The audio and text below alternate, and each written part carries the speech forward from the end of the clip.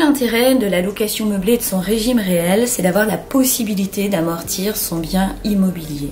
On va s'intéresser rapidement à la base de l'amortissement et comment on procède et comment on calcule l'amortissement sur la valeur d'un bien immobilier.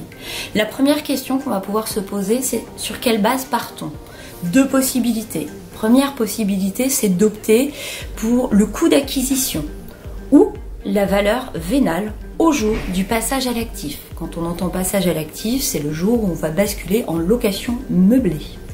L'amortissement, c'est comptabiliser une charge entre guillemets fictive qui a pour vocation à comptabiliser la dépréciation de l'immeuble.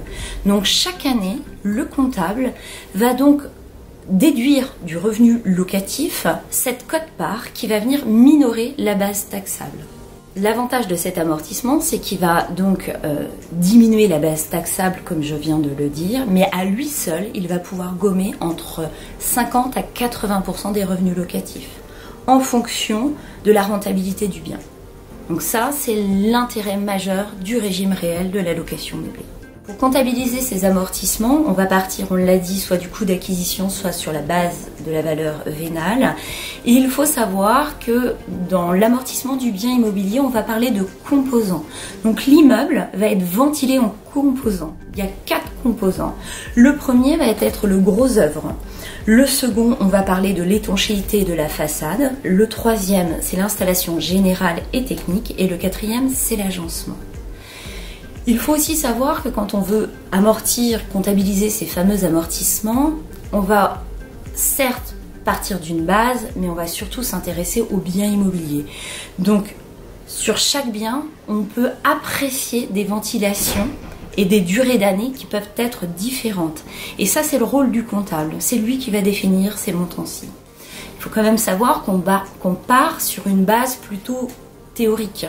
La base théorique qu'on a et qu'on pratique au sein du cabinet Amarissimo, c'est une ventilation qui correspond à 45% de la valeur du gros œuvre qu'on va amortir sur 50 ans. Il faut savoir que l'administration recommande les durées d'amortissement sur le gros œuvre entre 50 et 80 ans. Ensuite, sur la partie façade étanchéité, on part sur 10% qu'on va amortir sur 20 ans. Pour la partie installation générale et technique, on va amortir 15% de la valeur du bien sur 15 ans. Et sur l'agencement, c'est également 15% sur 15 ans. On voit bien que quand on cumule l'ensemble de ces postes, on arrive à 85% de la valeur du bien. Il y a un poste qu'on n'amortit pas, c'est la valeur du foncier. Généralement, là aussi, on est plutôt sur une valeur de 15% de la valeur du bien, mais ça va bien évidemment s'adapter en fonction de la localisation du bien, si on est en zone tendue ou non.